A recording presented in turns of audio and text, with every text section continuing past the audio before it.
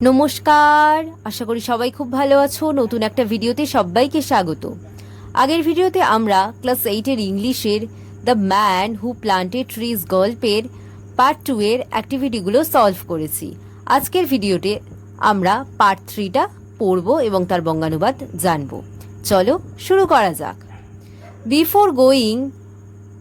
Before going out the next day, he soaked in a bucket of water the acorns that he had so carefully chosen and counted. Before going out the next day, অর্থাৎ পরের দিন বাইরে বেরোনোর আগে, he soaked in a bucket of water, সে এক বালতি জলে ওই ওক গাছের ফলগুলোকে ভিজিয়ে দিল। The acorns that he had so carefully chosen and counted, ওই ওক গাছের ফলগুলোকে ভিজিয়ে দিল যেগুলোকে সে অনেক যত্ন সহকারে বেছেছিল এবং গুনেছিল। He carried an iron rod too as a working stick, সে এক লোহার রডও সঙ্গে নিল যেন হাঁটার জন্য লাঠি। He invited me to come along with him, সে আমাকে তার সঙ্গে যেতে বলল। Having arrived at the place he had been heading for, বলছে সে যেখানে যাচ্ছিল সেই জায়গায় পৌঁছানোর পরে he began to pound his iron rod into the ground, কি বলছে, সেখানে পৌঁছানোর পর সে লোহার রডটি মাটির উপর মারতে লাগলো। This made a hole in which he placed an acorn, বলছে এটি একটি গর্ত তৈরি করলো যার মধ্যে সে ওই ওক গাছের ফলগুলোকে রাখলো। and covered over the hole again, তারপর গর্তটিকে আবার ঢাকা দিয়ে দিল। he was planting oak trees, সে ওক গাছ বসাচ্ছিল। In this way he planted his 100 acorns with great care, এইভাবেই সে তার 100 ওক গাছের ফল যত্ন সহকারে মাটির মধ্যে পুঁতল। He told me that for 3 years now he had been planting trees in his solitary way, সে আমাকে বলল এখনো পর্যন্ত 3 বছর এইভাবে সে একা একা গাছ বসিয়ে চলেছে। He had planted 100,000, সে 1,00,000 গাছ পুঁতেছে। Of these 100,000, 20,000 had come up, বলছে এইভাবে এই 1,00,000-এর মধ্যে 20,000 গাছ বেরিয়েছে। It was at this moment that I began to wonder about his age, আমি ঠিক সেই মুহূর্তে তার বয়স সম্পর্কে অবাক হয়ে ভাবতে লাগলাম। He was clearly more than 50, তার বয়স স্পষ্টতই 50-এর বেশি। 55 he told me, তিনি বললেন তার বয়স 55 বছর। His name was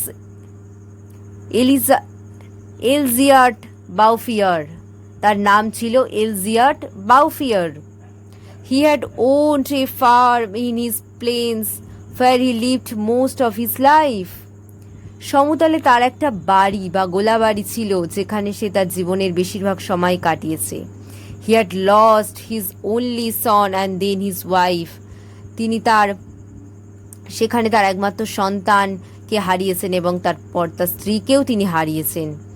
He had retired into his this solitude where he took pleasure in living slowly with his flock of sheep and his dog, বলছে এই নিঃসঙ্গতার মাঝে তাকে আশ্রয় দিয়েছিল যেখানে সে তার ধীর গতির জীবনে আনন্দ পেয়েছিল। With his flock of sheep and his dog, যেখানে সে ভেড়ার পালের সঙ্গে এবং কুকুরকে সঙ্গে নিয়ে সে তার এই নিঃসঙ্গতার মাঝে আনন্দ পেয়েছিল, ধীর গতির জীবনে আনন্দ পেয়েছিল বা আশ্রয় পেয়েছিল। He had concluded that this country was dying for lack of trees, বলছে সে বলে এই কথা বলে সে শেষ করলো যে এই দেশটি গাছের অভাবে মারা যাচ্ছিল। He added that having nothing more important to do. He had resolved to remedy this situation. সে আরও বলল যে এর চেয়ে গুরুত্বপূর্ণ কাজ না থাকায় সে মনস্থির করেছিল এই সমস্যার সমাধান বা রেমেডি সে নিজেই করবে। We parted the next day, আমরা পরের দিন আলাদা হয়ে গেলাম। The next year the war came in which I was engaged for 5 years। পরের বছর যুদ্ধ শুরু হলো যখন, যে যুদ্ধে আমরা 5 বছরের জন্য যুক্ত হয়ে পড়লাম। ওয়াজ এঙ্গেজড মানে কি? যুক্ত হয়ে পড়া। With the war behind me, যুদ্ধকে পিছনে ফেলে। I had a great desire to breathe to little pure air and I set out again. With the war behind me, যুদ্ধকে পিছনে ফেলে। I had a great desire to breathe মানে কি? শ্বাস প্রশ্বাস নেওয়া। বলছে আমার প্রচণ্ড ইচ্ছা হয়েছিল একটু তাজা বাতাসে শ্বাস প্রশ্বাস নেওয়া। এ লিটল পিওর এয়ার, এক তাজা বাতাসে। And I set out again along the trail through that deserted country, আমি আবার বেরিয়ে পড়লাম ওই পরিত্যক্ত দেশের রাস্তা ধরে। The land had not changed, ভূমির কোনো পরিবর্তন হয়নি। Ever since the day before, I had been thinking about the shepherd who planted trees. Ever since the day before, আগের দিন থেকেই I had been thinking about the shepherd who planted trees. আগের দিন থেকেই আমি ওই মেষপালকের কথা ভাবছিলাম যে গাছগুলো বসিয়েছিল। 10,000 oaks, I had said to myself, আমি নিজেকেই বললাম 1,00,000 ওক গাছ। Must really take up a lot of space, নিশ্চয়ই অনেক জায়গা জুড়ে রয়েছে। When I met Elizabeth Bouviers this time, I found that the war had not disturbed him at all. আমি যখন এলজিয়ার্ড বাউফিয়ারের সঙ্গে দেখা করলাম, আমি দেখলাম যে যুদ্ধ তাকে একেবারেই বিরক্ত করতে পারেনি বা বিরক্ত করেনি। The war had not disturb him at all. He had continued with his planting, সে তার গাছ বসানো চালিয়ে যাচ্ছে। The oaks of 1910 were now 10 years old and were taller than me and than him. The oaks of 1910 were now 10 years old. কি বলছে? 1910 সালের okay গাছগুলো এখন 10 বছর বয়সের। And were taller than me and than him. সেগুলো আমার থেকেও লম্বা এবং তার থেকেও লম্বা। The scene was impressive. দৃশ্যটি ভীষণভাবে মনের উপর প্রভাব বিস্তার করেছে। I was actually speechless. আমি একেবারে নির্বাক হয়ে গিয়েছিলাম। We passed the whole day in silence.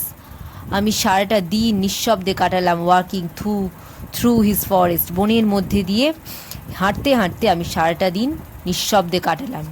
It was in 3 sections. সেগুলি 3টি ভাগে বিভক্ত ছিল। 11 kilometers long overall and বলছে মোটের উপর 11 কিলোমিটার লম্বা। and its widest point 3 kilometers wide, এবং যে জায়গাটি সবচেয়ে চওড়া সেখানটি 3 কিলোমিটার চওড়া হবে, অর্থাৎ লম্বা 11 কিলোমিটার আর 3 কিলোমিটার চওড়ায়। When I considered that this had all sprung from the hands and from the soul of this one man, কি বলছে যে যখন আমি ভাবলাম ওই সমস্ত গাছগুলি একই হাত থেকে বেরিয়েছে এবং ওই একটি লোকের হৃদয় থেকে, উইদাউট টেকনিক্যাল অ্যাডস, কোনো কারিগরি সাহায্য ছাড়া, it struck me that men could be as effective as God in domains other than destruction. কি বলছে যে আমাকে মনে করিয়ে দিল মানুষও কিন্তু ভগবানের মতো এইরকম কার্যকরী হতে পারত ধ্বংস ছাড়া অন্যান্য ক্ষেত্রে। আমরা মনে করি মানুষ সবচেয়ে ধ্বংসাত্মক প্রাণী, কিন্তু সব ক্ষেত্রে সে কথাটা খাটে না। কিছু কিছু মানুষ কিন্তু ভীষণ এফেক্টিভ, সমাজের উপর ভীষণ প্রভাব বিস্তার করে থাকে। Once more, last line I repeat, it struck me that men could be as effective as God in domains other than destruction. মানুষও কিন্তু ভগবানের মতো একই রকম কার্যকরী হতে পারত ধ্বংস ছাড়া অন্যান্য ক্ষেত্রে। ওকে, এই ভিডিওর মধ্যে দিয়ে আমরা পার্ট 3টা the man who planted trees গল্পের পার্ট 3 অর্থাৎ লাস্ট পার্টটা আমরা বঙ্গানুবাদ সহ জানলাম। এর ওয়ার্ড নেস্টগুলো আমরা নেক্সট শর্টস ভিডিওর মাধ্যমে জেনে নেব এবং যে অ্যাক্টিভিটিসগুলো আছে নেক্সট ভিডিওতে আমরা সলভ করব। ওকে, থ্যাংক ইউ।